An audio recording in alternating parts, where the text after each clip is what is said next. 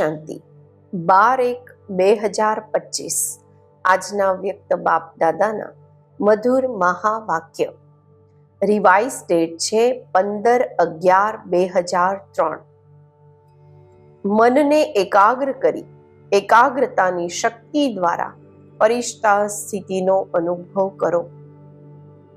આજે બધા ખજાનાઓના માલિક પોતાના ચારેય તરફના સંપન્ન બાળકોને જોઈ રહ્યા છે. દરેક બાળકનો સર્વ ખજાનાનો દરેક બાળકોને બધા ખજાનાના માલિક બનાવ્યા છે. એવા ખજાના મળ્યા છે જે બીજું કોઈ આપી નથી શકતું. તો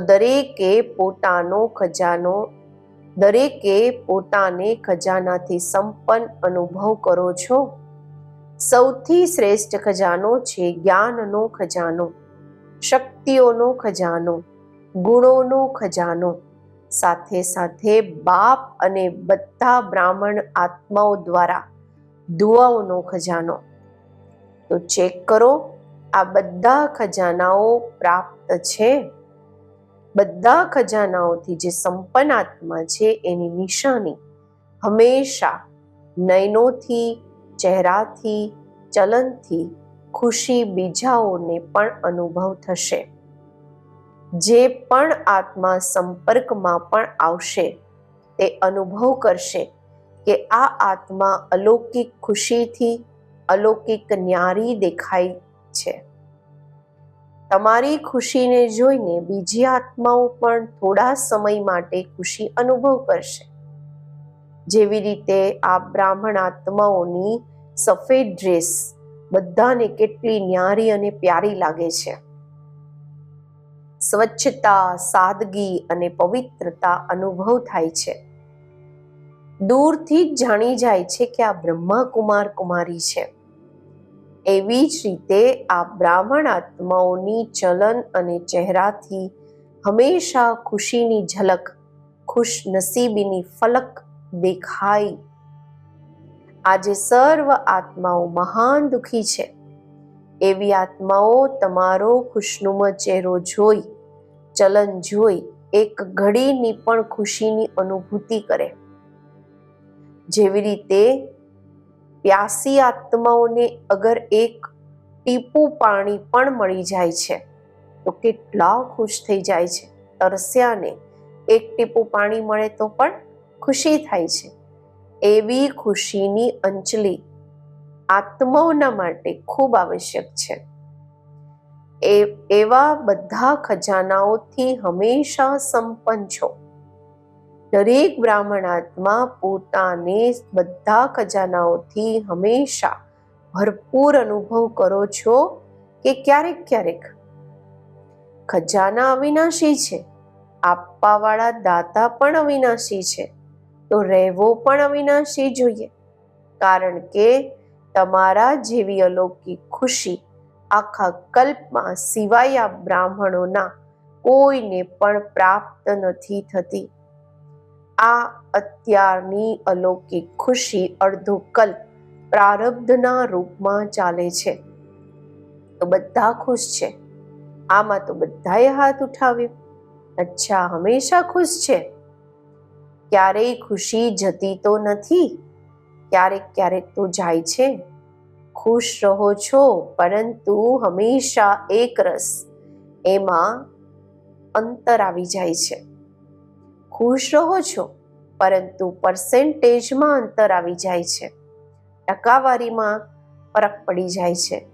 તો બાપ દાદા ઓટોમેટિક ટીવીથી બધા બાળકોના ચહેરાને જોતા રહે છે.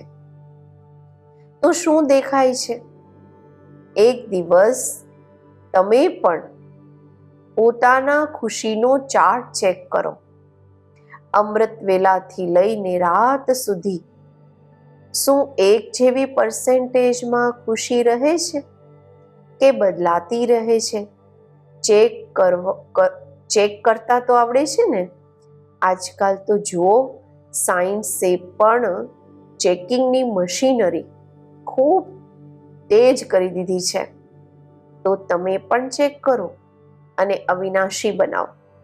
બધા બાળકોના બાપ દાદાને પણ બધા બાળકોનો બાપ દાદાએ પણ વર્તમાન પુરુષાર્થ ચેક કર્યો. પુરુષાર્થ બધા કરી રહ્યા છે, કોઈ યથાશક્તિ, કોઈ શક્તિશાળી. તો આજે બાપ દાદાએ બધા બાળકોની મનની સ્થિતિને ચેક કરી, કારણ કે મૂળ છે જ મનના ભાવ. સેવામાં પણ જુઓ તો મનસા સેવા શ્રેષ્ઠ સેવા છે. કહે પણ છે મન જીતે જગત જીત. તો મનની ગતિને ચેક કરી તો શું જોયું? મનના માલિક બની મનને ચલાવો છો, પરંતુ ક્યારેક ક્યારેક મન તમને પણ ચલાવે છે. મન પરવશ પણ કરી દે છે. બાપ દાદાએ જોયું, મનથી લગન લગાવે છે, પરંતુ મનની સ્થિતિ એકાગ્ર નથી હોતી. વર્તમાન સમયે મનની એકાગ્રતા એકરસ સ્થિતિનો અનુભવ કરાવશે. અત્યારે રિઝલ્ટમાં જોયું કે મનની એકાગ્રતા કરવા ઈચ્છે છે, પરંતુ વચ્ચે વચ્ચે ભટકી જાય છે.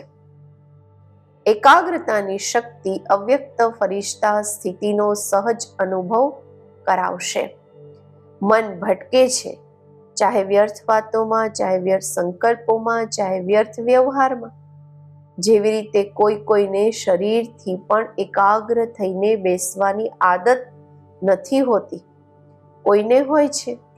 તો મન જ્યાં ઈચ્છે, જેવી રીતે ઈચ્છે, જેટલો સમય ઈચ્છે એટલું એને એકાગ્ર કરવું, એને કહેવાય છે મન વશમાં છે. એકાગ્રતાની શક્તિ માલિકપણની શક્તિ સહજ નિર્વિઘ્ન બનાવી દે છે. યુદ્ધ નથી કરવી પડતી. એકાગ્રતાની શક્તિથી એની મેળે જ એક બાપ બીજું ન કોઈ અનુભૂતિ થાય છે. આપમેળે જ થશે, મહેનત નહીં કરવી પડશે. એકાગ્રતાની શક્તિથી એની મેળે જ એકરસ ફરિશ્તા સ્વરૂપની અનુભૂતિ થાય છે. બ્રહ્મા બાપ સાથે પ્યાર છે ને, તો બ્રહ્મા બાપ સમાન બનવું એટલે કે ફરિશ્તા બનવું.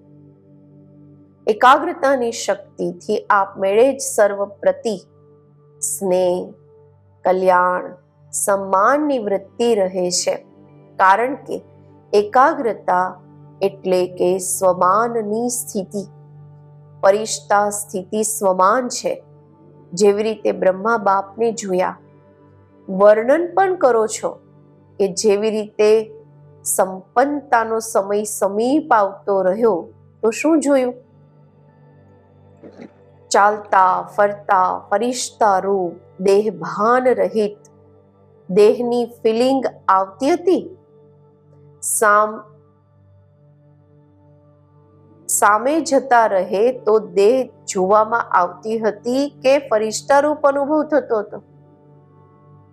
કર્મ કરતા પણ, વાતચીત કરતા પણ, ડાયરેક્શન આપતા પણ, ઉમંગ ઉત્સાહ વધારતા પણ દેહથી ન્યારા સૂક્ષ્મ પ્રકાશ રૂપની અનુભૂતિ કરી. કહે છે ને કે બ્રહ્મા બાબા વાત કરતા કરતા એવું લાગતું હતું કે જેવી રીતે વાત કરી પણ રહ્યા છે, પરંતુ અહીંયા નથી. જોઈ રહ્યા છે, પરંતુ દ્રષ્ટિ અલૌકિક છે. આ સ્થૂળ દ્રષ્ટિ નથી. દેહ ભાનથી ન્યારા. બીજાઓને પણ દેહના ભાન નહીં આવ્યા. ન્યારું રૂપ દેખાવામાં આવતું. એને કહેવાય છે દેહમાં રહેતા ફરિશ્તા સ્વરૂપ. દરેક વાતમાં, વૃત્તિમાં, દ્રષ્ટિમાં, કર્મમાં ન્યારાપણાનો અનુભવ થાય. આ બોલી રહ્યા છે, પરંતુ ન્યારા ન્યારા, પ્યારા પ્યારા લાગે છે, આત્મિક પ્યારા. એવા ફરિશ્તાપણાની અનુભૂતિ પોતે પણ કરે અને બીજાઓને પણ કરાવે. કારણ કે વગર ફરિશ્તા બને દેવતા નહીં બની શકો. દેવતા જ ફરિશ્તા જ દેવતા છે. તો નંબર 1, બ્રહ્માની આત્માને પ્રત્યક્ષ સાકાર રૂપમાં પણ ફરિશ્તા જીવનનો અનુભવ કરાવ્યો અને ફરિશ્તા સ્વરૂપ બની ગયા. એ જ ફરિશ્તા રૂપની સાથે તમારે બધાએ પણ ફરિશ્તા બની પરમધામમાં ચાલવાનું છે.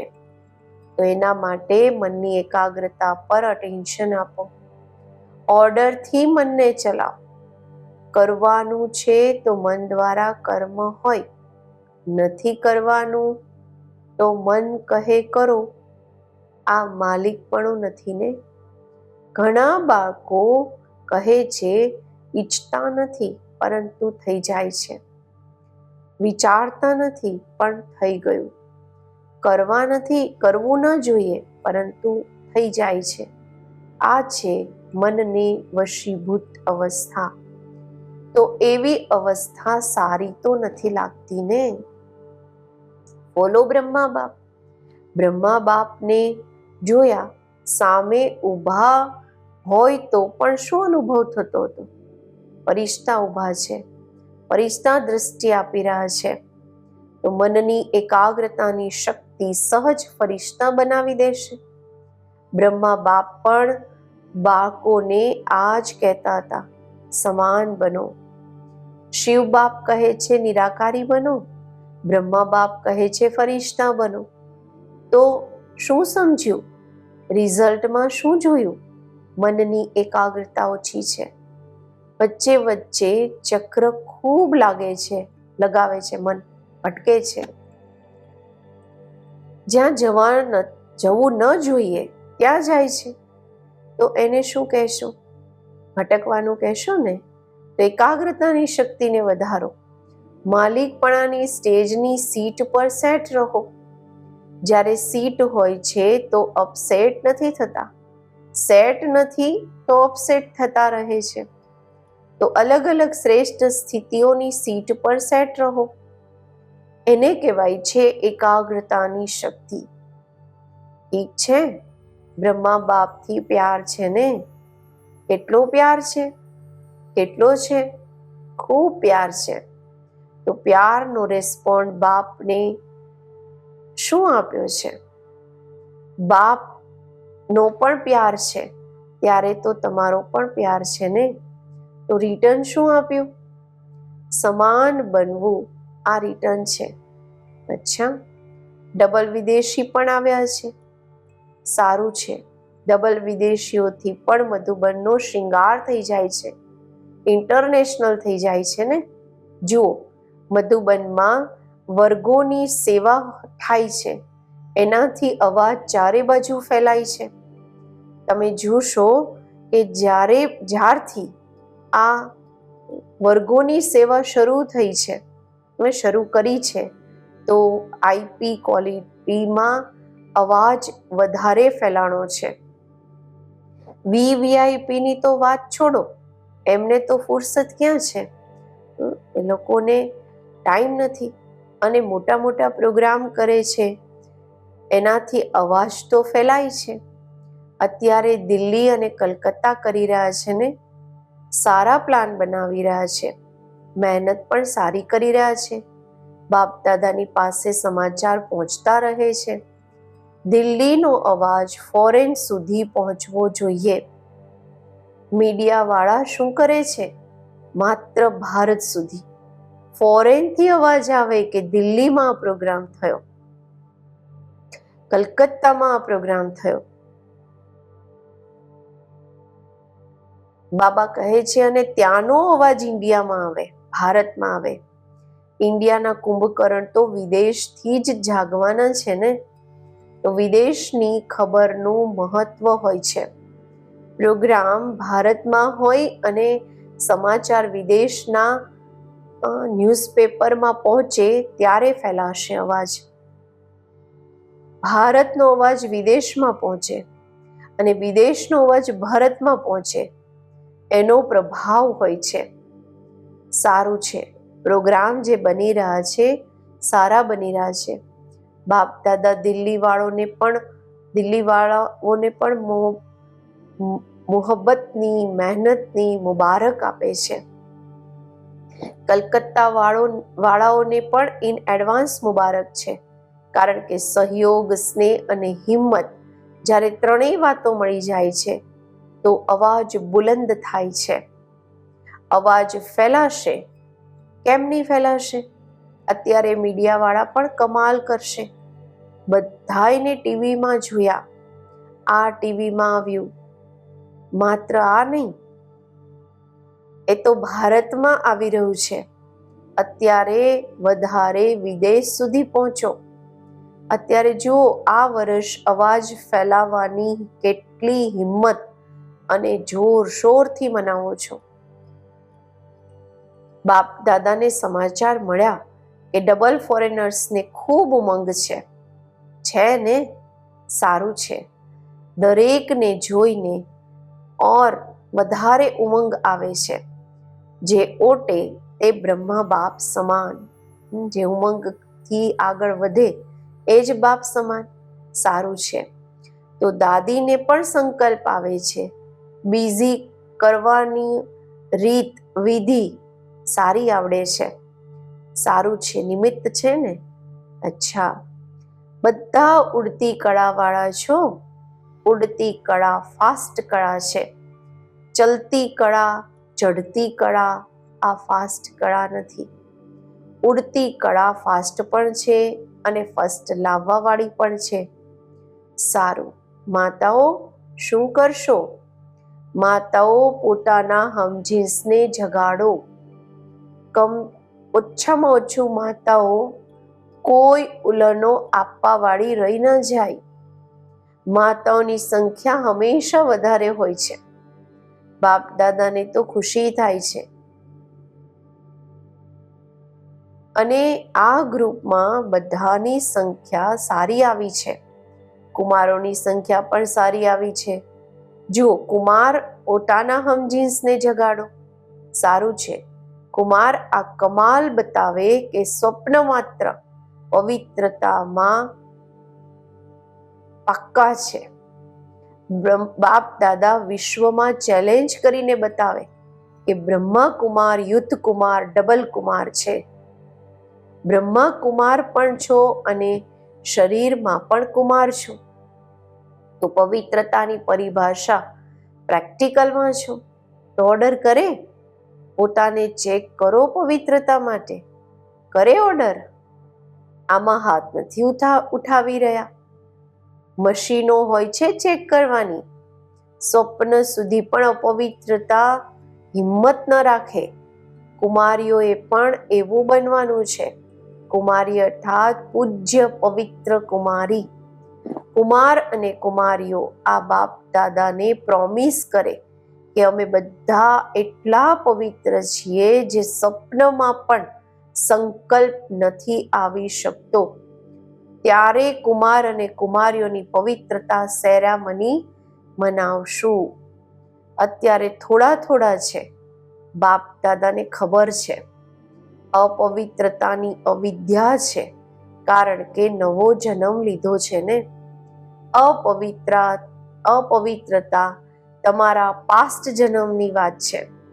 મરજીવા જન્મ જ બ્રહ્મા મુખથી પવિત્ર જન્મ છે. તો પવિત્ર જન્મની મર્યાદા બહુ આવશ્યક છે. કુમાર કુમારીઓને આ ઝંડો લહેરાવવો જોઈએ. પવિત્ર છે, પવિત્ર સંસ્કાર વિશ્વમાં ફેલાવશું. આ નારો લાગે. સાંભળ્યું કુમારીઓએ? જુઓ કુમારીઓ કેટલી છે. અત્યારે જુઓ કુમારીઓ આ અવાજ ફેલાવે છે કે કુમાર. બ્રહ્મા બાપને ફોલો કરો. અપવિત્રતાનું નામ નિશાન નહીં. બ્રાહ્મણ જીવન માના આ છે. માતાઓમાં પણ મોહ છે તો પવિત્રતા છે. માતાઓ પણ બ્રાહ્મણ છે ને. તો ન માતાઓમાં, ન કુમારીઓમાં, ન કુમારોમાં, ન અધર કુમાર કુમારીઓમાં બ્રાહ્મણ માના છે જ પવિત્ર આત્મા. અપવિત્રતાનું જો કોઈ કાર્ય થાય પણ છે તો આ મોટું પાપ છે. આ પાપની સજા ખૂબ કડી છે એવું નહીં સમજતા. આ તો ચાલે જ છે. થોડું વધારે થોડું ઘણું તો ચાલશે જ નહીં. આ ફર્સ્ટ સબ્જેક્ટ છે, પહેલો વિષય છે. નવીનતા જ પવિત્રતાની છે. બ્રહ્મા બાપે જો ગાળો ખાધી તો પવિત્રતાને કારણે થઈ ગયું એમ છૂટશો નહીં. અલબેલા નહીં બનો આમાં. કોઈ પણ બ્રાહ્મણ, ચાહે સરેન્ડર છે, ચાહે સેવાધારી છે, ચાહે પ્રવૃત્તિવાળા છે, આ વાતમાં ધર્મરાજ પણ નહીં છોડશે.